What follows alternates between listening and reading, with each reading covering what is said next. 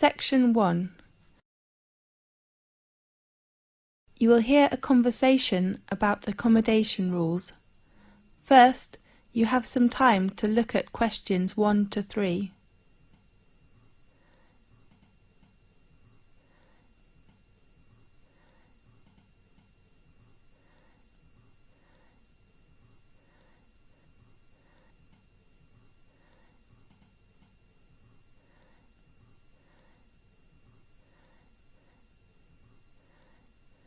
You will see there is an example that has been done for you.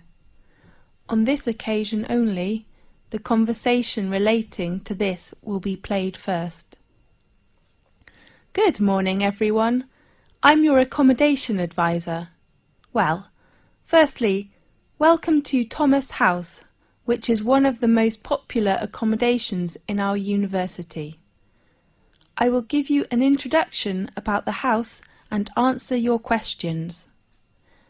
The name of the house is Thomas House, so Thomas House has been chosen. Now we shall begin.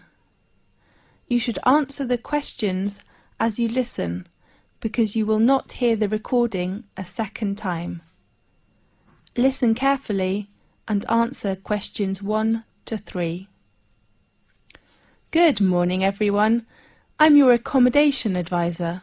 Well, firstly, welcome to Thomas House, which is one of the most popular accommodations in our university. I will give you an introduction about the house and answer your questions. As you know, the building was constructed in the middle of the 18th century and was used by the family of Thomas. That's, of course, how the house and university got its name. We repaired it and added some new and modern facilities last year. Excuse me, advisor? Yes? What kind of facilities are there in Thomas House? There are 3 floors. A front hall and a dining room are on the ground floor. Does the house have a garden? Of course.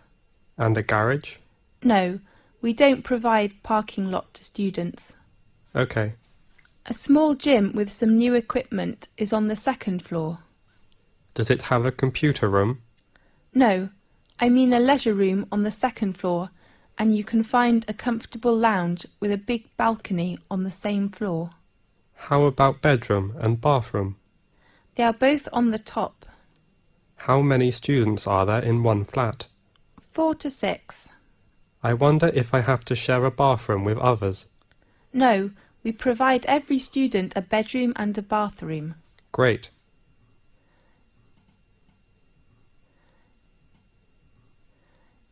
Now, look at questions 4 to 10.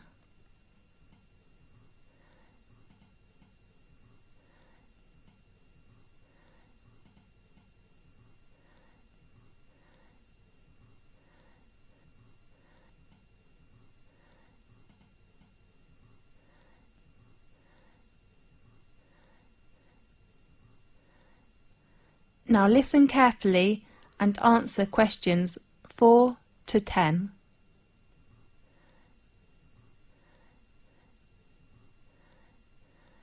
There are some rules in Thomas House. Firstly, smoking is not allowed in both your bedroom and the bathroom. Does the house have a smoking section? No, you can smoke on the balcony or outside the house. Advisor, is there a laundry in the house? Of course, laundry room is located on the right corner of the 2nd floor. Sure. But please do not use it after 11 o'clock. Is it free to us? In fact, you don't need to pay any bills which are included in your accommodation fee, but you have to pay laundry fee. How much? We offer 2 coin-operated washing machines. The large one is £2.50 and the small one is £1.60. If the lounge has a time restriction? Definitely. We ask all students to keep quiet and do not make noise after 11 o'clock. We know there is a backyard in the house. Yes. if we can park our car there? No, we do not allow parking in our yard. Okay. Could we invite some friends to hold a party in the garden or lounge? We only allow party on weekends. Fine. The last rule is to pay attention to the opening time of the front hall. The door is locked at 11 p.m. and opened again at 6 a.m. in the next morning. Remember to take the front door key when you go out early or come back late. How could we get the front door key? You can go to residence office building and get your key in room 101. Sure. Well, any questions? This is the end of section 1. You now have half a minute to check your answers.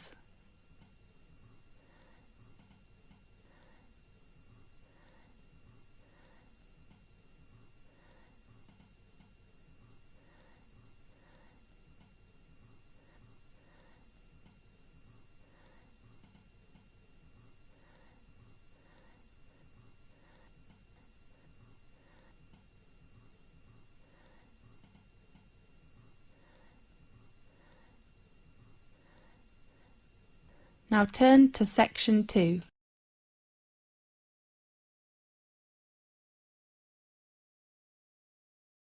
Section 2. You will hear an introduction about sports matches. First, you have some time to look at questions 11 to 17.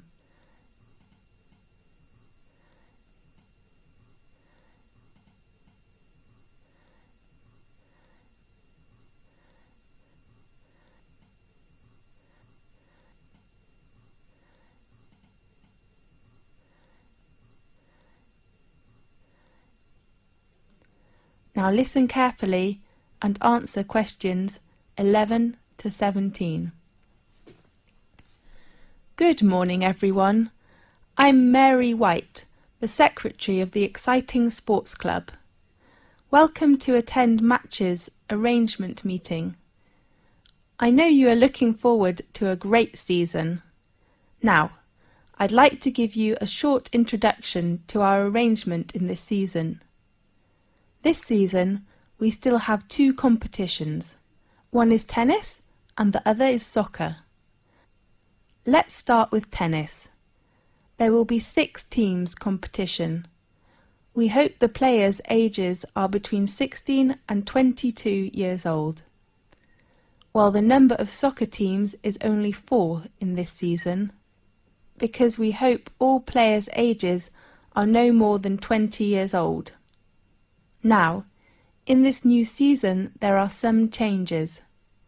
The first one is the venue. We will arrange all our matches for both the tennis and soccer competitions in Magic Park instead of Darry Park, which was used last year. Tennis matches will be arranged on Court 2 and Court 4 will hold soccer matches. Our match schedule: all tennis matches will be played on Sunday afternoons. All matches will begin at 2 o'clock. Soccer matches in this season will be played at 7 o'clock on Saturday evenings. The joining fee is still £30, including a new sport gear. We still offer a week of training session before formal match for our new players. There are 2 training sessions at 3 p.m. to 5 p.m. on next Friday and Saturday afternoon. The fee is only £12. Now, I'd like to introduce the coach of each training session, George Hanson, who has been supervised the tennis teams for over 4 years, will still be coach this season. While we will invite a good soccer coach who has enough patience and professional skills to work as this season's soccer coach. His name is Paul Batt.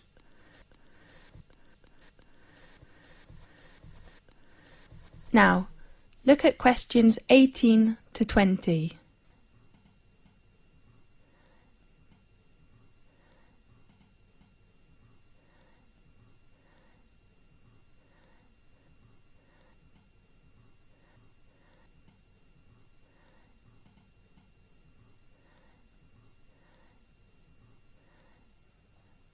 Now, listen carefully and answer questions 18 to 20. In addition, we offer some activities to thank all players. Please look at your brochure. There are some activities and their time arrangements. At the beginning, we hope to start the season with a barbecue dinner on next Saturday in Magic Park. I do really hope all players will go there to enjoy the dinner, and you may invite your relatives and friends. Of course they have to pay a little fee, with just £5. And then, after the final match in the season, we will vote this season's MVP, the most valuable player. The 2 players from tennis team and soccer team will gain an honour and a prize from our sports centre. This season we hope all players can send a confirm letter to us to ensure our match arrangement. So please write to us before the deadline. It is on Thursday, 18th of April. Our secretary, David Black, is in charge of collecting fees and your letters in this season. His room number is 214 and his phone is 332567. This is the end of section 2. You now have half a minute to check your answers.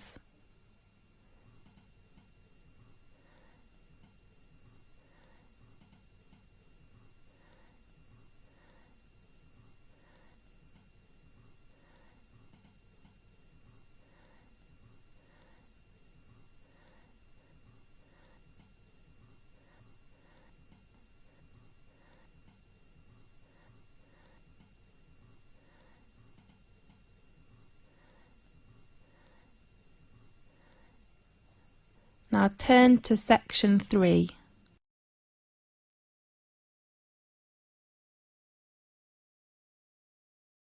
Section 3. You will hear a conversation about a student thesis.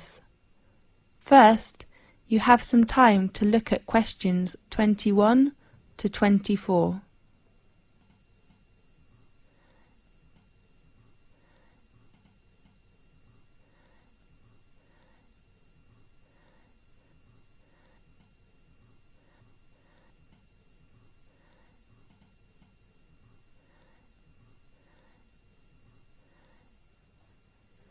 Now listen carefully and answer questions 21 to 24.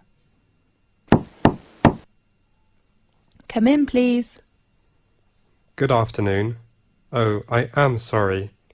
Is it Professor Lee's office room? No, it is room 640. His new room number is 614 on the right of this corridor. Thanks a lot. You're welcome. Come in, please. Good afternoon, Professor Lee. Good afternoon. Come in, please. I remember our tutorial time is at 2 o'clock, right? Really? Oh, I am so sorry. I remember it is at 1:30. So I go to common room to wait for 30 minutes, okay? No, I'm free now. Let's begin. I am so sorry. That doesn't matter. So, how about your work? In fact, Professor Lee, can I get an extension of time to hand in my work? I mean, I hope to extend my thesis deadline. James, you know extension is usually given only for medical or accident reasons. So what's your problem? You have a good beginning with your draft, isn't it right? Yes, well, I'm having too many reading materials to read. Too many? How many? Besides academic journals, I have about 15 books to read next month. I don't think I can finish them. Oh, darling, you do not need to read them all. What do you mean? I mean, you can choose some parts of these books which can help your work. Really? Could you give me some suggestions? Sure.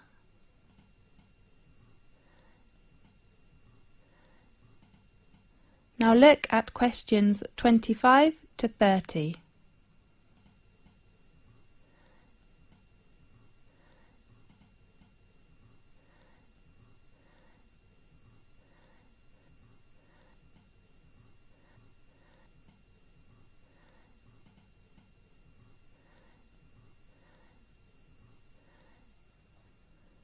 Now listen carefully and answer questions 25 to 30.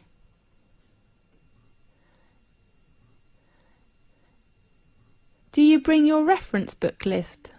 Yes, I take it. Let's see. First, the book by Bayer. I think it is really worth reading. Read it all? Yes, the topic of the book is nearly the same field with you. Okay, I'll read Bayer's book.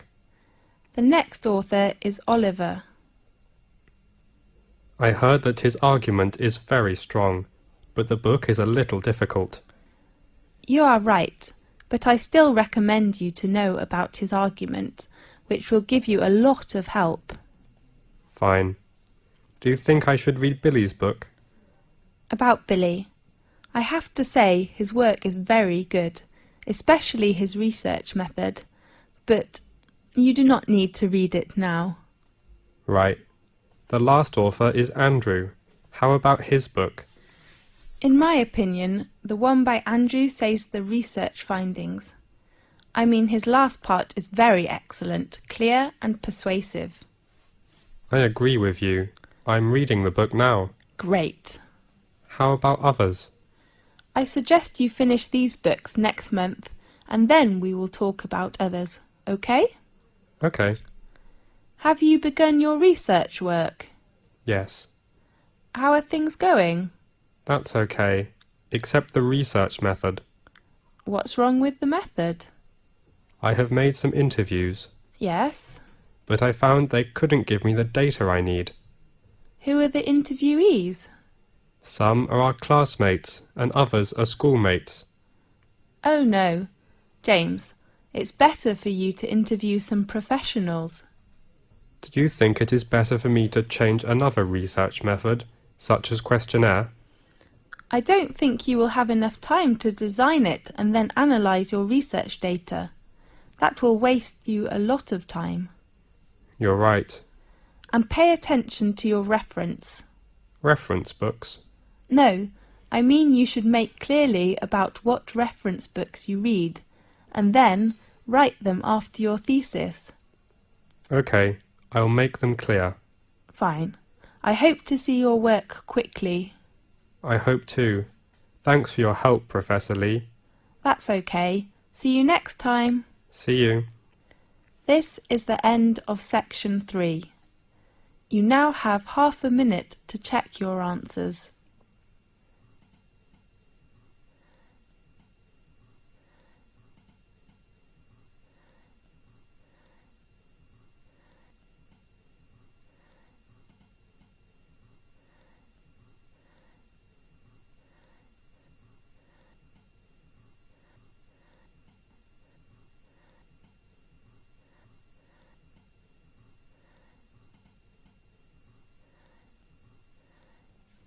Now turn to section 4.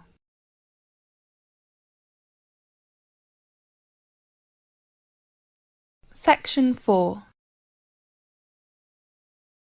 You will hear a conversation about astronomy.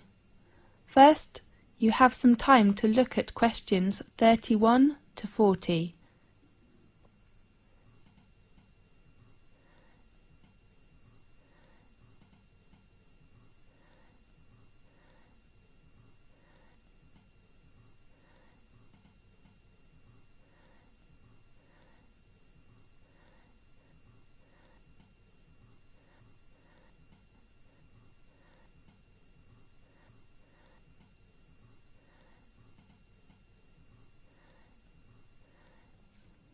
Now listen carefully and answer questions 31 to 40.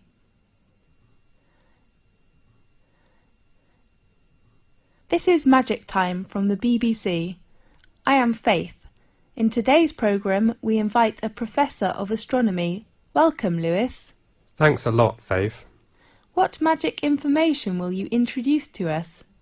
We all know the Leonidas in August are coming, so today let's talk about meteors. Good topic. At one time or another, almost everyone has glimpsed a swift little streak of light dashing across the night sky. Nearly everyone makes wishes when they see them, and blame both good and bad luck on their presence. Yes, these sudden celestial visitors are meteors. We often call it shooting star. The glowing trails are caused by the incineration of a piece of celestial debris entering our atmosphere.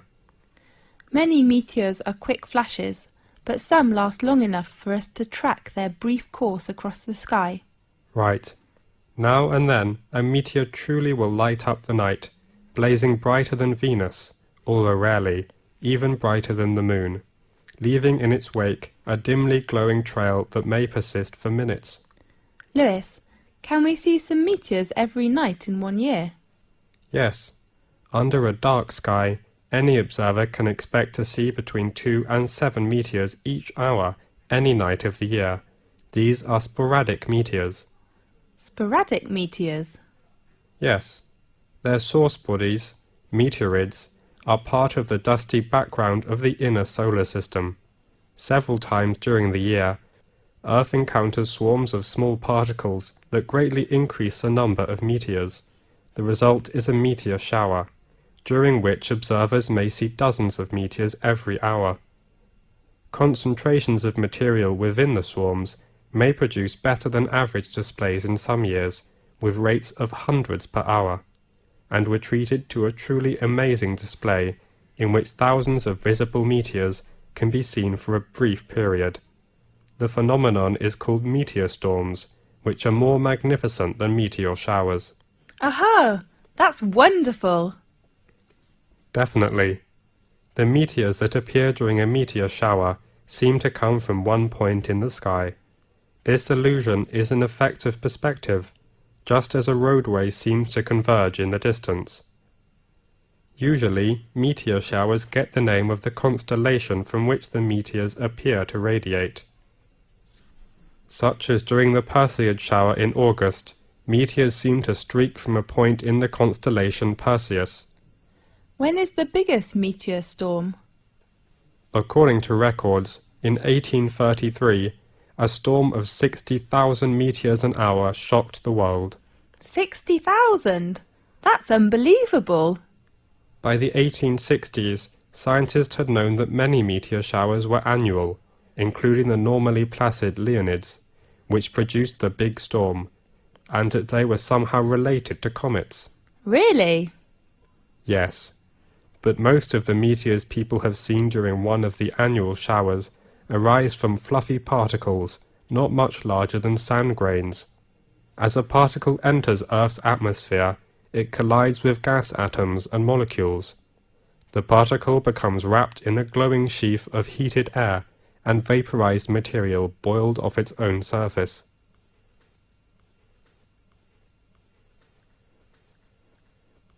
Whether a meteor is very near to us when it appears? No. In fact, it is an illusion.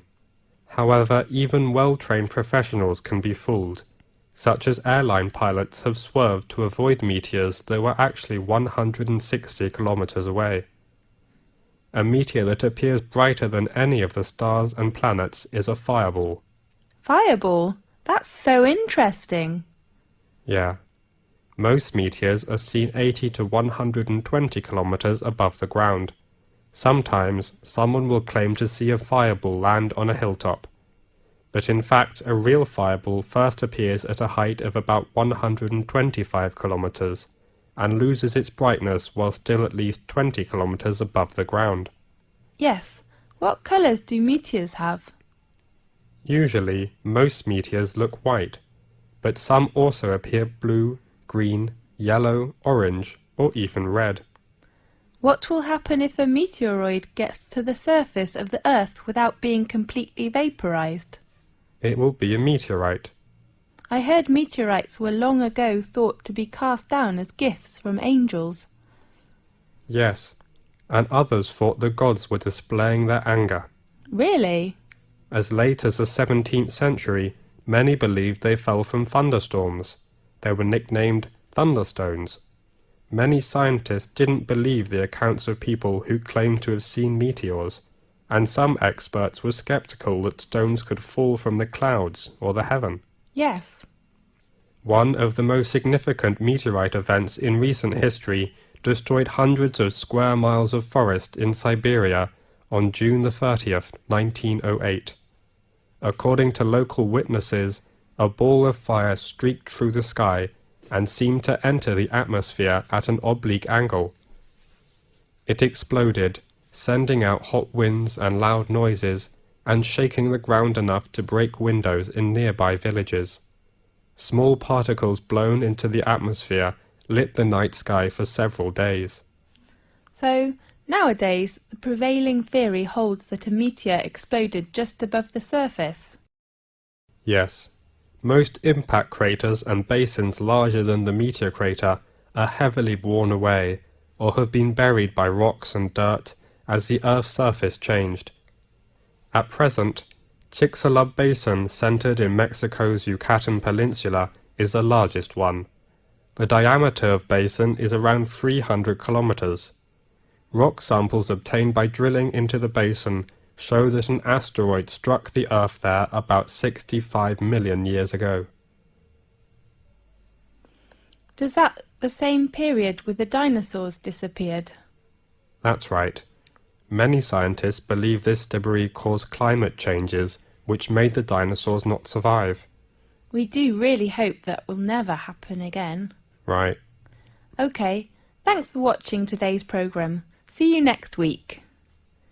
This is the end of section 4. You now have half a minute to check your answers.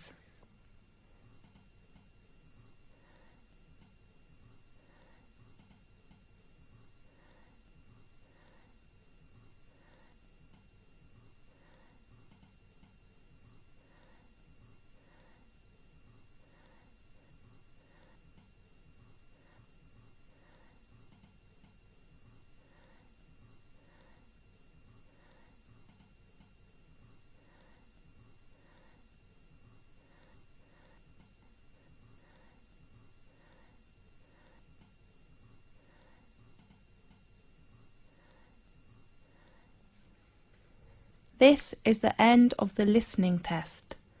You now have 10 minutes to transfer your answers to the listening answer sheet.